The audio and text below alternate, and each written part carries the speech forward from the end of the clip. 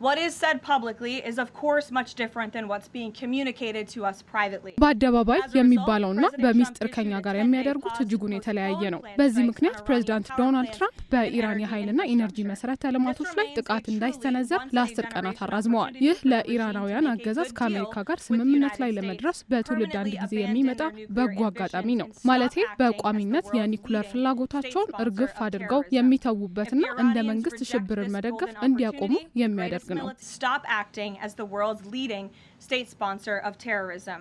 የኢራን ጦርነት የሩሲያና ዩክሬን ውጥረት የጃዙር ሜዳ መሆኑን የፖለቲካ ተንታኞች አስቀምጣሉ።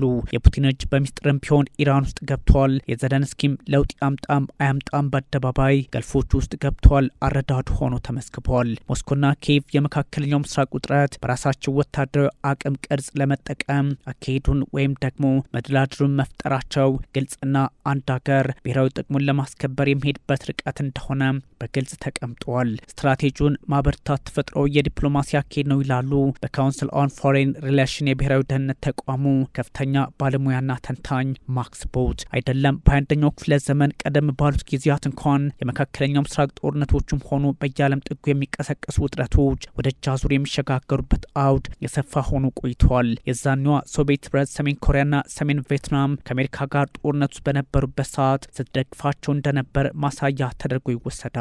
በተመሳይ በ1980ዎቹ የአፍጋኒስታን ነጻ አውጪዎች ሙጃሂድን አሜሪካ ደግፋ ቀዩን ጦር አስመትታለች ተብሏል። የኢራኑም ጦርነት ተመሳሳይ ወታደራዊ አረዳዶች እንዲኖሩ የሚያደርጉ ምልክቶችን እያሳየ የፖለቲካውን አውድ ዘለንስኪ በግልጽ ከአሜሪካና ገልፍ ሀገራት ጋር በመጣመር ዓለም አቀፋዊ ፑቲን ከአሜሪካ ጋርም ሆነ ከእስራኤል ጋር መጋፈጥን ባይፈልጉም ኢራን ስትራቴጂካዊ አጋራቸው በመሆኗ በሚስጥር አይዟችሁ እያሉ እንደቀደሙት ጊዜያት ምስጢራዊ እያደረጉት ነው ይላሉ ተንታኝ ቦት። በጉዳዩ ላይ የተለያዩ ሀሳቦች ይጋራሉ። አንዱ በአንዱ ላይ ተጠቅመው ጠላትን ማዳከም ላይ ማተኩራቸውን ለመገንዘብ ወታደራዊ ተንታኝነትን አይጠይቅምና ጉዳዩ በእርግጥም ከብሔራዊ ጥቅም አንጻር የሚቃኝ ሆኖ እየተመዘገበ ይገኛል። ምንም እንኳን የዩክሬን ከገልፎች ጎን ቆሞ ኢራንን ጫና ውስጥ ለማስገባት መሞከር ያን ያህል ዋጋ አይኖረውም ቢባልም አገራት ገለልተኝነትን በመረጡበት ሰዓት ዘለንስኪ የጀመሩት እንቅስቃሴ መሆኑ የተለየ ትርጉም ያሰጠዋል። በእርግጥ ዘለንስኪ ለሀገራቸው ጥቅም አጋሮችን ማሰባሰብ ሊያግዛቸው የሚችለው መንገድ እየጠረጉ መሆኑ ነው። ኢራንና ሩሲያ በቀጠናው ላይ ካላቸው ግንኙነት እንዲሁም ስትራቴጂ አንጻር ቭላድሚር ፑቲን የሳተላይት መረጃና የሰው አልባ አውሮፕላን ድጋፍ ለቴህራን ያደርጋሉ የሚል አረዳድም አለ። የዩክሬኑ ፕሬዝዳንት ዘለንስኪ የሩሲያ መንግስት ሳተላይቱን በመጠቀም የት ቦታ ምን አለ፣ የትኛው ቢመታ አሜሪካን ይጎዳታል የሚለውን ኢላማ በመለየት ለቴህራን አሳልፎ በመስጠት ዋሽንግተንን ያስመቱ ነው በሚል መረጃ አጋርተዋል። የዩክሬን የደህንነት ኃይሎች ያረጋገጡት ነው ዘለንስኪ ተናገሩትም ተብሏል። የአሜሪካና እንግሊዝ የጦር ሰፈር በህንድ ውቅያኖስ ዴጎ ጋርሲያ፣ ኩዌት ዓለም አቀፍ አየር ማረፊያ፣ በሳውዲ ፕሪንስ ሱልጣን አየር ኃይል ጦር ሰፈር፣ በካታር ግዙፉ የአሜሪካ አየር ኃይል ሰፈር ላይ አልዩዴድ እንዲሁም በመካከለኛው ምስራቅ ቁልፍ የአሜሪካ ወታደራዊ ይዞታዎች የተመቱት በፑቲን ኃይሎች መረጃ አቀባይነት ነው የሚለውን በማሳያነት አንስተዋል ዘለንስኪ። በሳውዲም ሆነ በተለያዩ የቀጠናው ሀገራት ላይ ኢራን ኢላማውን ያልሳተ ጥቃት የፈጸመችው በሞስኮ ቴክኖሎጂ ውጤት ነው። እንደ ጀርመኑ መራሄ መንግስት ፍሬድሪክ ሜርዝ ዘለንስኪ ያሉ መሪዎች ፖለቲካዊ ግንዛቤም ሆኖ ተመዝግቧል። በቀጠናው ያሉ የአሜሪካ ጦር ሰፈሮች 13 እንኳን የተመቱበት አጋጣሚ ከዚህ ጋር አብሮ የሚቃኝ ነው ሲል ኒውዮርክ ታይምስ ማስነበቡ የሚዘነጋ አይደለም። ኢራን የራሷ ሳተላይትን ተጠቅማ በዚህ በረቀቀ አኳን የአሜሪካን ይዞታዎች ልትመታ አትችልም በሚል ወታደራዊ ተንታኞች አስቀምጣሉ። በእርግጥም ሩሲያ ያለችበት ግፋቢል ቻይና ይላል የደ ዋሽንግተን ፖስት ዘገባ። ባለፉት 4 ዓመታት ሩሲያ ከኢራን የሰው አልባ አውሮፕላን ድጋፍ ታገኝ እንደነበር ያስታወሰው ዘገባው አሁን ላይ ደግሞ ነገሮች ተገልብጠው ሞስኮ ለቴህራን እየደገፈች ነው ይላል። ሩሲያ የራሷን ቻይ ድሮኖች ከኢራን እውቀቱን በመውሰድ የጀት ሞተር ሳይቀር ያለው ድሮን ያመረተች ይገኛል። በሆርሙዝ ሰርጥን እናስከፍትና በጦርነቱ ላይ በአውሮፓ ህብረት እንዲሁም በሰሜን አትላንቲክ የጦር ጥምረት ጥርስ የነከሱት ትራምፕም ቢሆኑ ይህን ሰምተው ሞስኮውን ከመውቀስ ብራሰልስን መሳደብ መርጠዋል። መጋቢት 13 ላይ በነበራቸው ቃለ መጠይቅ እንኳን ትራምፕ ፑቲንን ከመናገር ይልቅ አለሳልሰው ሀሳባቸውን ለመግለጽ የሄዱበት ርቀት ዋሽንግተን ሞስኮ እንዳለችበት ወታደራዊ አረዳዱ አላት ለማለት እድል የፈጠረ ሆኗል።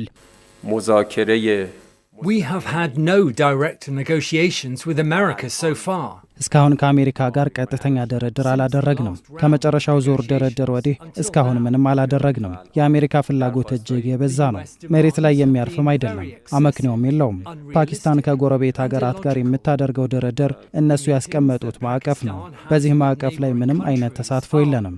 We have not participated in this framework. ምናልባት ፑቲን እኛ ዩክሬንን እየረዳን ይመስላቸው ይሆናል፣ እሳቸውም እንደዛ ሊያደርጉ ይችላሉ ይሆናልም በሚል በገደምዳሚው አይነት ሀሳብ መስጠታቸውም የሚዘነጋ አይደለም። እኛም እያደረግን ነው እነሱም በሚል አልፈውታል ሪፐብሊካኑ ትራምፕ። ይባስ ብለው ትራምፕ በሞስኮ ላይ እርምጃ ይወስዳሉ በሚል ግፊቱ ከምዕራቡ ዓለም እየበረታባቸውም ቢሆን ሆርሙዝ ሲዘጋ ለሩሲያ ማዕቀብ አንስተውላታል። ፕሬዚዳንት ፑቲን የሚሸጡትን ነዳጅ ለጦራቸው ይጠቀሙበታል ሲል አውሮፓ ትራምፕ ላይ ድምፁን ቢያሰማም በኢራኑ ጦርነት ጀርባ ከሰጣችሁን ከእናንተ የቴህራን ደጋፊዋ ሞስኮ ትጠቀም አይነት ምላሽ ሰጥተዋቸዋል። ጉዳዩን አቅለን አንመለከተውም ትራምፕ በማለት ቀጥለዋል። ታዲያ የሪፐብሊካኖቹ አስተዳደር በዴሞክራቶቹ ልክ ለዩክሬን ወታደራዊ ድጋፍ አለማድረጉ እንዲሁም በአውሮፓ መድረክ ላይ ሞጋች ሆኖ አለመቅረቡ ተስፋ ያስቆረጣቸው ዘለንስኪ በራሳቸው መንገድ የገልፉን ፖለቲካ በአጋርነት ለመያዝ ስራ ላይ ናቸው።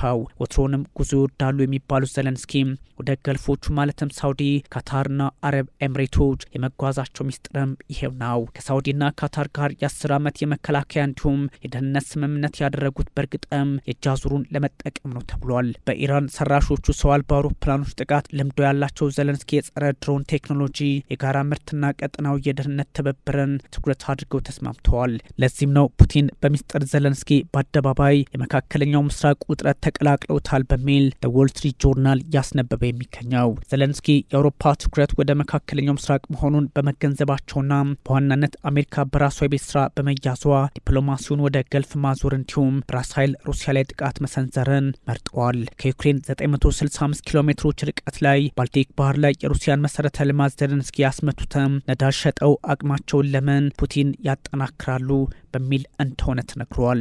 ሩሲያ የነዳጅ ጭነቷን 40 በመቶ እንድትገታም አድርጓታል። በርካታ የድሮን ቴክኖሎጂ ባለሙያዎችን ወደ ገልፍ ሀገራት የላኩት ዘለንስኪ ልምዳቸውን በመጠቀም ከመካከለኛው ምስራቅ አገራት ጋር ውል የማሰር እድልም አግኝተዋል። ገልፎቹ የኢራንን ድሮኖች ለማክሸፍ እያንዳንዳቸው $3.7 ሚሊዮን ዋጋ ያላቸውን ፓትሪዮት ሚሳይል ስርዓቶችን ለመጠቀም መገደዳቸው አማራጭ ዋጋ ቅነሳ ከሄድን እንዲያያዙት ያስገድዳቸዋል። ከ20 እስከ 50 ሺህ የአሜሪካ ዶላር የኢራን ድሮኖች በ3.7 ሚሊዮን ውጊያ የሆነባቸው ዶሃ፣ ሪያድና ኤምሬቶች ወታደራዊ አካሄዳቸውን መቀየስ ይጠበቅባቸዋል። ስትራቴጂያቸው ወደ ዩክሬን ሆኗል ለማለት አዳጋች ቢሆንም በሆናዊ አጋጣሚዎች ግን ዘለንስኪ ከዝቅተኛ ዋጋ ቴክኖሎጂ ጋር በተያያዘ እድሉን አግኝተዋል። የኢራንን ድሮኖች ለመለየት እንዲሁም ለማክሸፍ $1,000 በታች በሆነ ዋጋ መከላከል የሚያስችል አቅም ለመፍጠር ዘለንስኪ የሰላጤውን አገራት አሳምነዋቸዋል። በዛ መንገድም እየሰሩ ይገኛል። በዚህ ላይ የኢራንን ድሮኖች ጥቃት ሲያደርሱ እንዴት ማክሸፍ እንዳለባቸው ልምዱ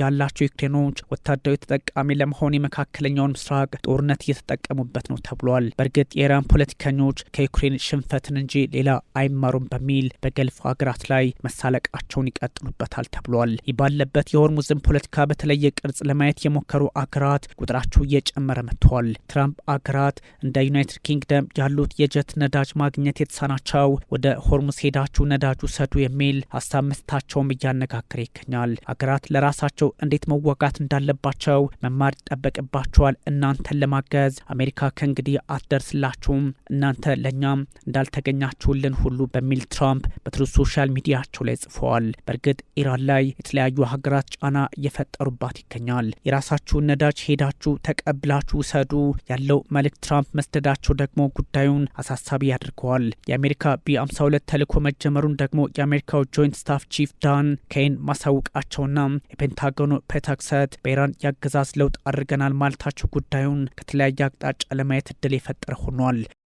ፕሬዚዳንት ዶናልድ ትራምፕ ከጊዜ ወደ ጊዜ ለዓመታት ሲሉት እንደነበረውና እንደዚህ አስተዳደር ኢራን የኒውክሌር ጦር መሳሪያ ፈጽሞ አይኖራትም መቼውንም ቢሆን እነዚህ ወታደሮች ጦርነቱን ለልጅ ልጆቻቸውና ለልጅ ልጆቻቸው ሲሉ መጨረስ ይፈልጋሉ። ይህ ታሪክ ጉዳይ ነው። ይህ አሻራ ጉዳይ ነው። ስኬት ወሳኝ ነው። በዚህ ፕሬዚዳንትና በአሜሪካውያን ለማሸነፍ ከመቼውም ጊዜ በላይ ተቃርበናል። ፕሬዚዳንት ዶናልድ ትራምፕ የትኛውን ፕሬዚዳንት ለማድረግ ወኔው እንኳን የሌለውን አድርገዋል። ያለፉት ፕሬዚዳንቶች ሁሉ ወሬ ላይ ብቻ ነበሩ። አሁን ተግባር ነው። የሀገሪቱ አስተዳዳሪዎች ከቀደመው ጊዜ ይልቅ አሁን ላይ ብልህ መሆን አለባቸው ተብሏል። ፔንታጎን ከ12 ቀናት በኋላ ጋዜጣዊ መግለጫ ሲሰጥ በከባድ የደህንነት ጥበቃ ውስጥ ሆኖ ነው። ለዚህም ነው የኢራን አሜሪካና እስራኤል ውጥረት ወደ ሩሲያና ዩክሬን ይሻገራል፣ ከዛም ባሻገር ቻይና ውስጥ ይገባል፣ ያለምን ፖለቲካ ከጫፍ ጫፍ ያናጋል እየተባለ የሚገኘው። ጉዳዩ ሄዶ በድርድርም ተጠናቀቀ፣ አንዱ አሸናፊ ሆኖ ግን ያለምን የኢኮኖሚና የፖለቲካ ስርዓት ወደ ሌላ ምዕራፍ አሻግሮ በውድመት መልክም ሊሆን ይችላል ይጠናቀቃል የሚል ፖለቲካዊ አረዳዱ ከትላንቱ ዛሬ እየሰፋ መጥቷል።